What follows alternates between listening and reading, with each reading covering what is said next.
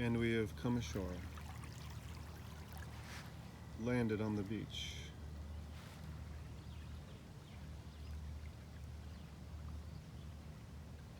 Shifting sands, fire pit. Who knows what our ancestors experienced around those fires. Fire was so primal to them. It still is. We love fire. Not always practical anymore, and smoke smells, and don't really want it in my apartment. However, fire is life. How would we have survived without fire? Fire is the one crucial ingredient to the human species. Doing so well, despite all these pandemics and viruses and dramas that have been going on for a long time, by the way. We're still here, more or less. Some of us go. Look how many of us there are. It's over 8 billion people on planet Earth right now. Tell me that the human species is not successful. Too successful. Unfortunately, we overshadow every other form of life on this planet. Although nature is strong. Nature resists us to some extent. That's another story though. We're on our break from work. Checking out the digs. I'll show you the community library real quick. Chloe's little free library. Let's take a look.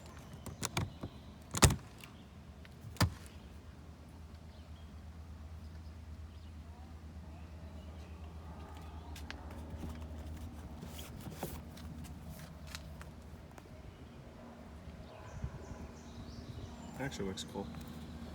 I used to love fantasy books when I was a kid. Dungeons and Dragons, Dragonlance Saga.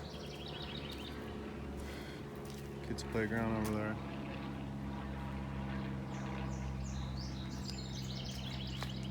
Oops, sorry for the fast camera move.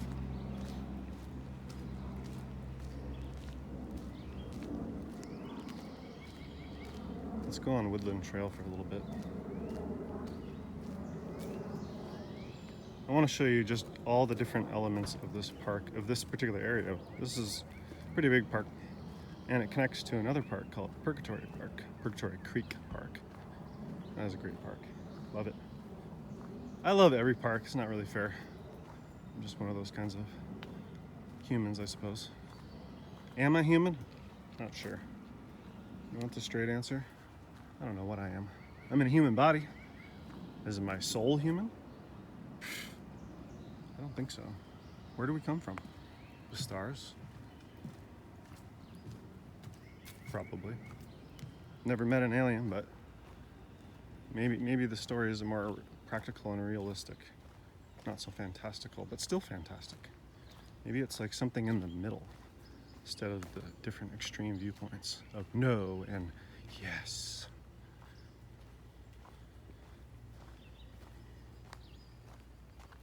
Normally these videos that I make, I'll do them and I won't say anything at all.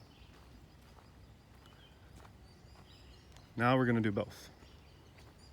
I'll still do those. I'm not sure how appealing they are to people. And you can certainly find that on those digital treadmills that they have at the nicer gyms, where they have a person who does a full-on silent video.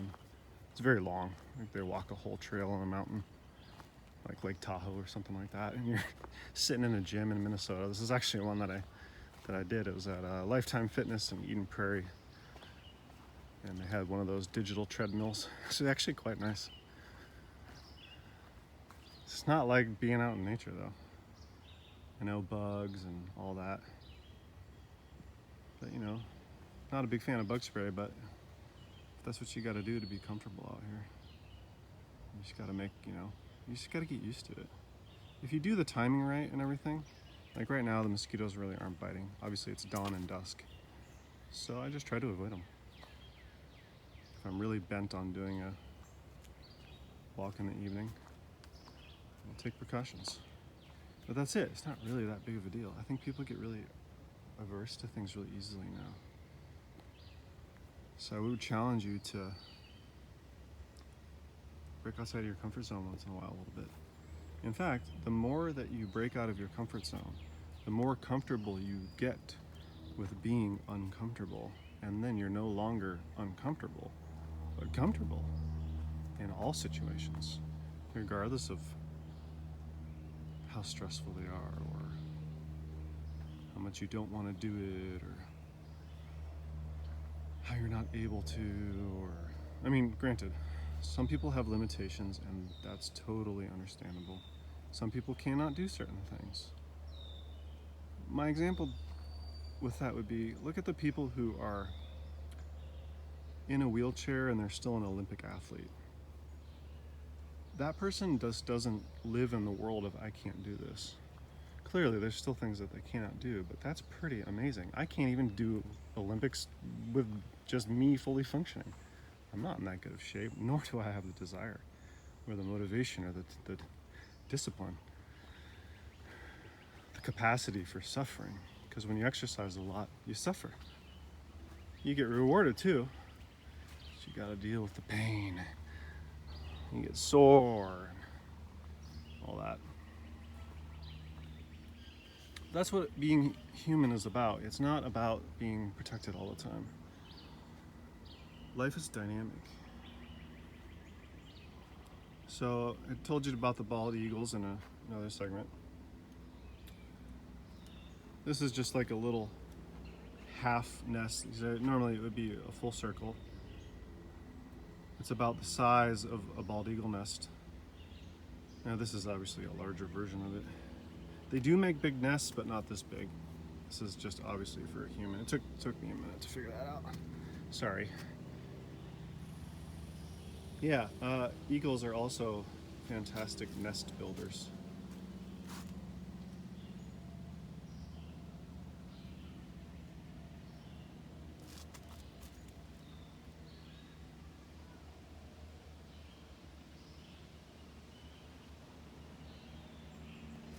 Let's get out of here. There are mosquitoes because I'm in a wooded area. So if you stay somewhere too long, the few that are out in the daytime, the hardcore ones, they're not even at the normal feeding time. They'll find you. I don't know what people are talking about, how they don't get bit. They love me. My blood is sweet.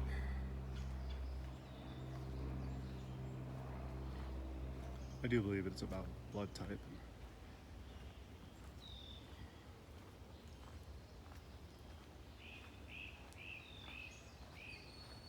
It's a really peaceful trail.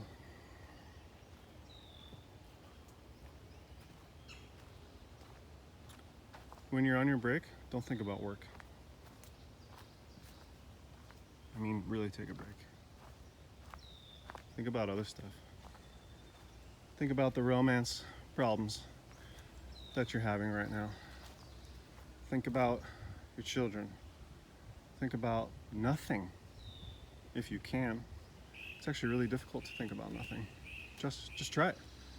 Try it. Think about nothing for 1 second. Even thinking about nothing is thinking about something. It's impossible. You can focus on one thing if you want. If you want to do the stillness of the mind approach on your break. Pick one thought that's not destructive. Think about maybe a symbol, a holy symbol that you resonate with, or a word, a prayer, a mantra. Just think about that. Repeat it in your head or aloud. Focus on your breath. Watch your breathing. Practice body awareness. Look at all the different parts of your body, your eyes closed, your mind's eye. Check in with everything.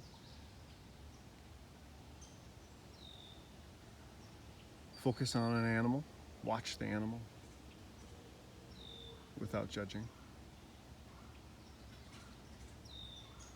Look at this water. Watch the ripples. This is what awareness is.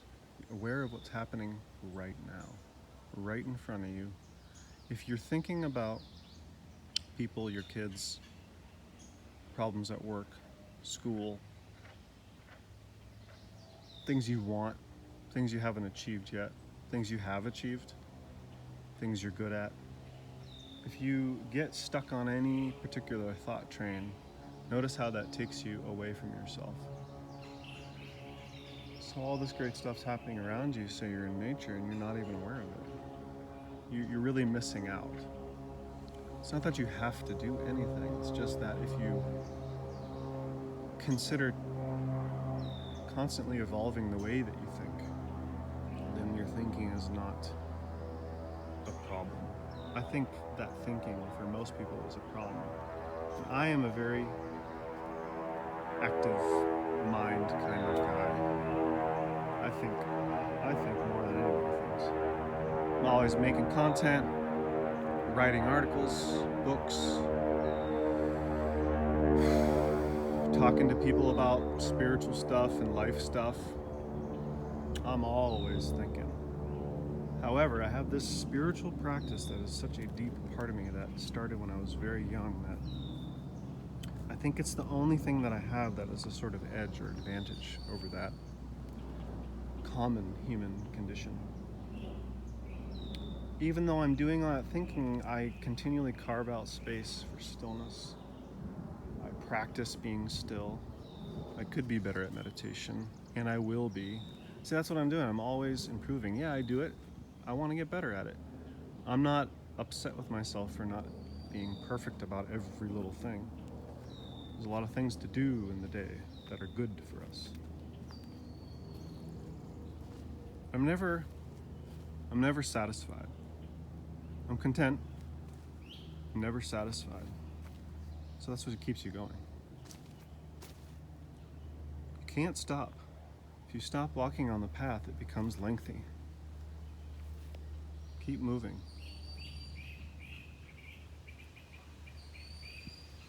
Move calmly. Move quickly when needed, but calm inside. Move slow with a slow mind, calm inside. Well, not slow in the way that you're thinking. Slow intentionally, not losing intelligence. So this is interesting. This is a large version of a little habitat that they make for wood ducks. I'll back up here. On the left is the side. See over here is the actual size of the box. They have a little peeking hole, even though there's no duck in there to look at. Wood ducks are extremely like rabbits. They're very scared of humans. They will not let you get close to them. If you even get within 30 yards of a wood duck, they will fly far away, and they're super loud when they get going. That's smart. It's a survival technique, obviously. Let's look through the hole. So I'm a wood duck, and there's like stuff out there I don't want to deal with.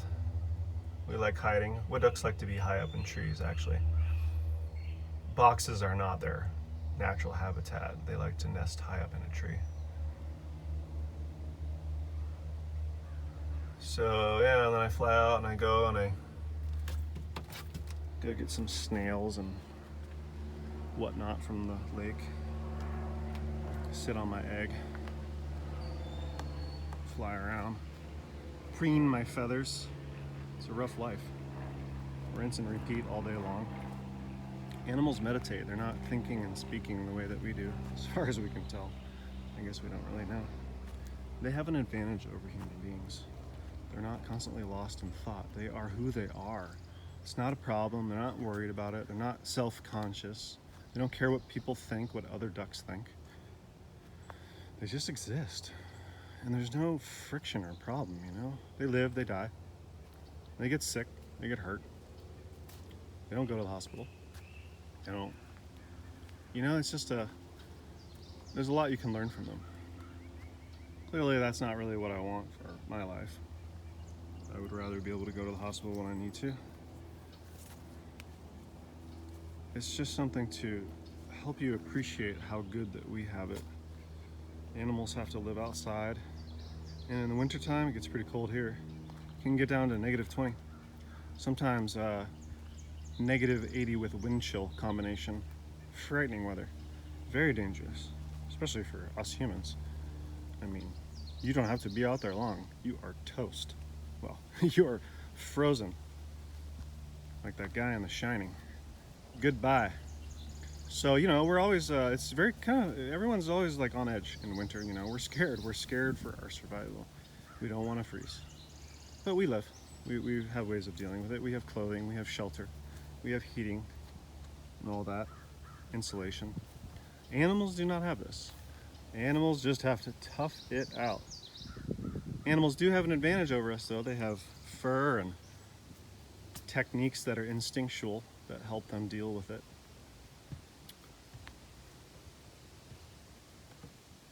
I'm sure that we could adapt if we were forced into that situation. It's just that they have it naturally. It's not a thought. Ooh, there's a couple ducks over there. See if I can zoom in. Yeah, you can kind of see him. There's the mallard, followed by his lovely wife, camouflaged in a brownish white. Females are camouflaged for survival. Males are flashy for the purpose of procreation. This is the peacock. It's the concept of peacock. That's just how I see it. Let's take one of the flashiest birds. That's what it's all about. Clearly it's the males that do those displays.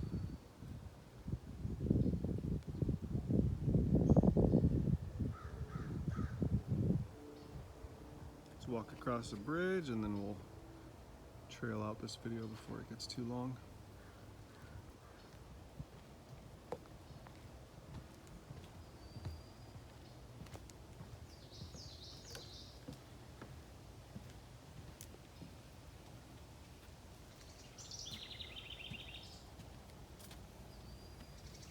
So I hope if you do make it through the whole series or even just part of it, the thing that I really want to impart to everyone by putting so much effort and energy into it, I call it going deep and going wide. Dive in.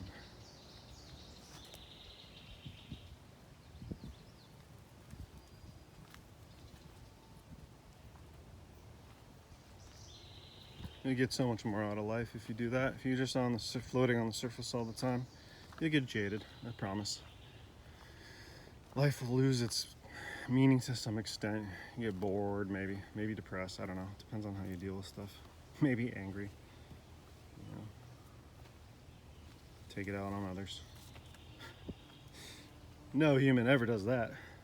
I've never done that. Ooh. I'm learning. We're all learning. It's a practice. Life's a practice. It's like the doctor. They're like, I'm not a perfect doctor. It's a practice. We don't know everything. You expect us to know everything. Then you get all fired up, but you don't even know anything. It's ridiculous. So this is how we treat life. If you can just stop that. Be still.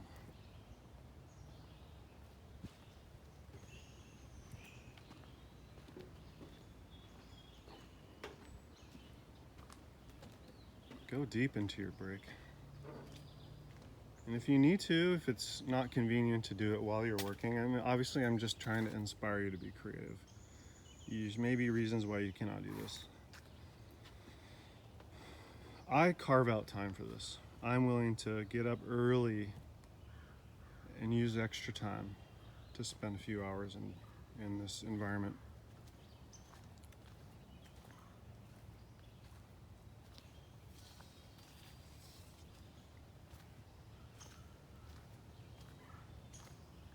Because it gives me peace. It's very valuable to me. It's hard to find peace. You have to seek out space and peace. Work around people. You don't have to be belligerent and shove around like because you're there, it's your turn and you deserve it. And I see a lot of people carrying themselves that way. It's unnecessary. Just have some humility and move around it. You'll be happier too. You won't. Every little thing that frustrates you will turn into a kind of general unhappiness. I struggle. I'm not a very patient person, so I really have to actually practice patience, practice being calm. I think we all do. It's a skill. It's very few people, I think, have this automatically. You may meet some people, and everyone's always impressed by that person. Like, how are they so calm? I don't know. I don't know. It's probably a chemistry, brain chemistry. The right chemicals are firing in the right balance in their brain. And it's not in the rest of us. I am the rest of us. I am the one that it does not fire. My brain does not create the right chemical balance. So I've been working on that a long time, and I think that's something that a lot of people have to deal with.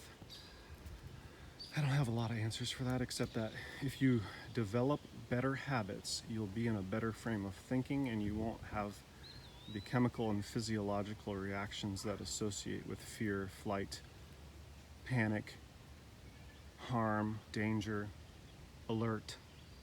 It's the fight or flight response is obviously the real basis of all of our responses. So if we can, and freeze, right? That's the third. We can control that. But when it's happening and the chemicals are secreting, very difficult to control. So you have to preemptively prevent the secretion of the undesirable chemical combination. This is how I see it. I'm not a doctor. I am not a scientist. I am an avid researcher. Like Elon Musk was quoted saying, by being asked how he's able to do so much and what he does, he said, I read a lot. I read a lot. Well, like Elon, whatever you think about him, he's brilliant. I admire people that are brilliant. I don't like him or trust him specifically, but I admire his ability to do what he does. So it's important to not be so discriminatory against humans. You say, oh, I'm not going to listen to anything because I don't like them. Oh, you're really limiting yourself. You could maybe learn something. Be humble. You don't have to like them. Nobody said that. But just don't punish yourself for no reason. This is my theory. And the reason I say that is because I did it so many times, and because of meditation, you're always looking at your thoughts. Most people don't look at their own thoughts. It's crazy when you think about it. Why wouldn't you? You don't think there's an advantage to that?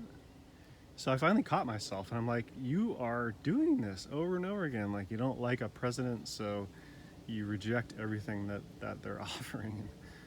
Okay, so anyways,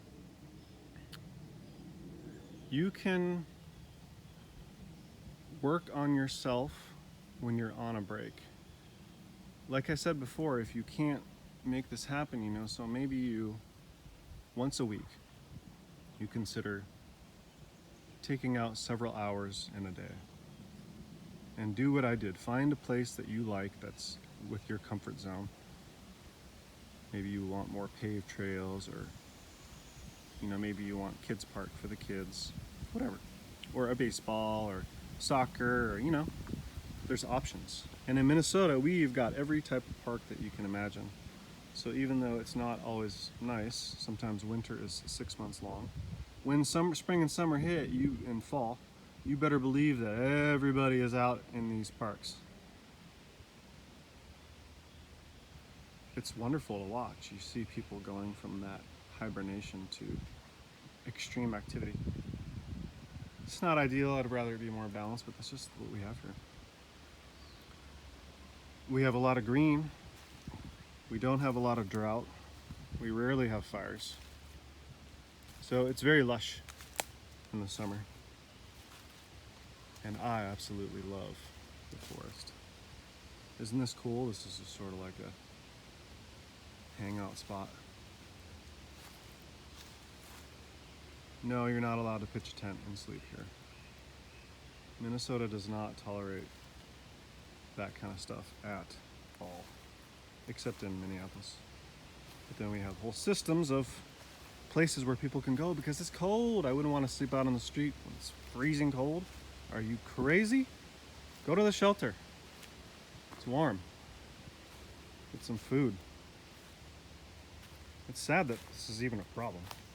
Sad that we have any problems at all. We should just be a great society that's flourishing and everyone has wealth, all the things that they need. They don't have to work more than 3 days a week. They contribute to society, everything still runs. You just take out the whole rush factor. Because the only reason that everyone is rushing is because of money, because of greed. It'll grip you. You won't even realize that that's what's happening, but it'll be happening. So this is like a little shelter. This is done by the Parks and Recreation Department. They'll come through here and they'll clear non-native species, invasive species like buckthorn, for example, garlic mustard.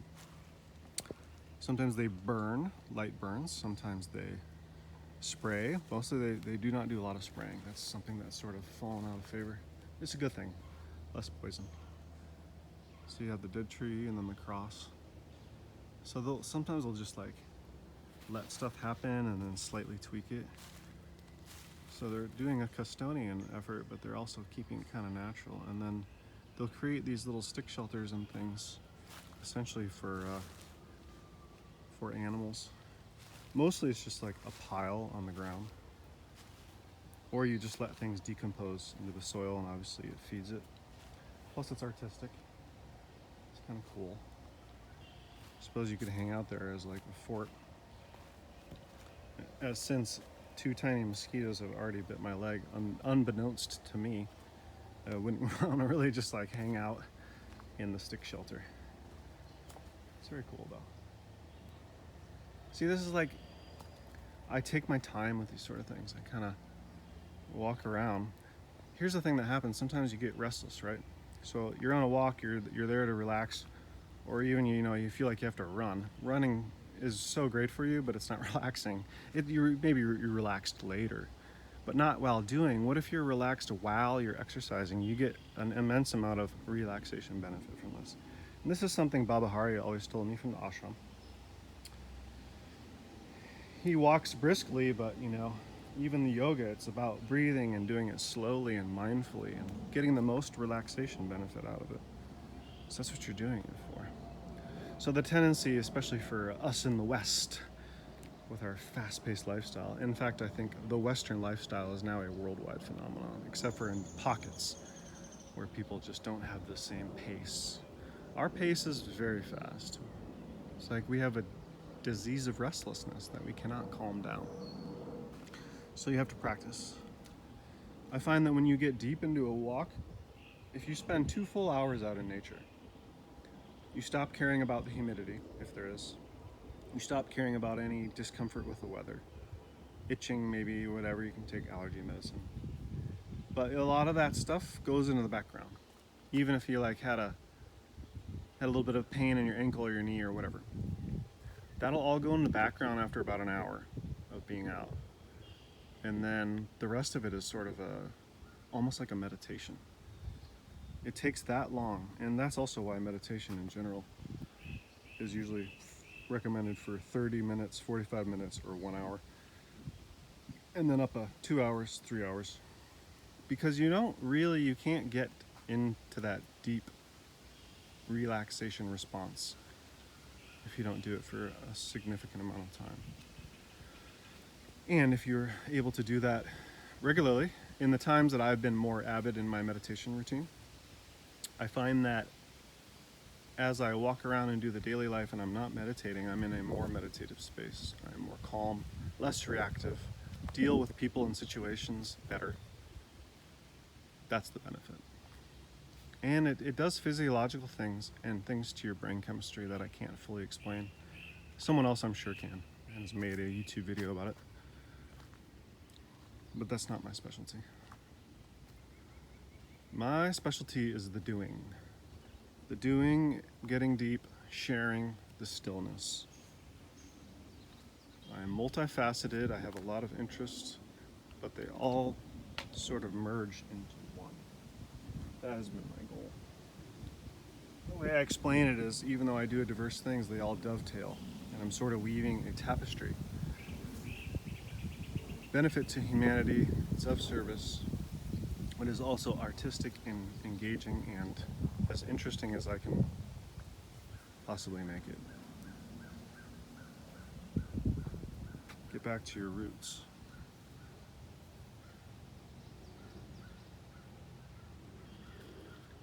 The roots of the tree don't mind being walked on.